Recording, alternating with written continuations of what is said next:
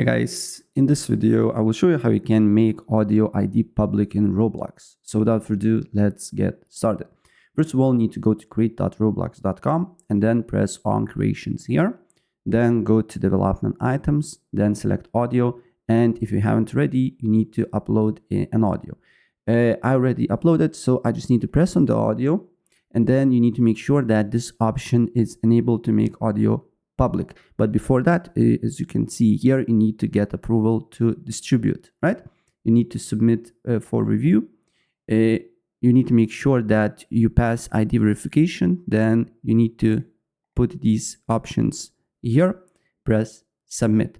And for around 24 hours, you will get a notice if it's approved or not. And if it's approved, then you can enable this option and save changes.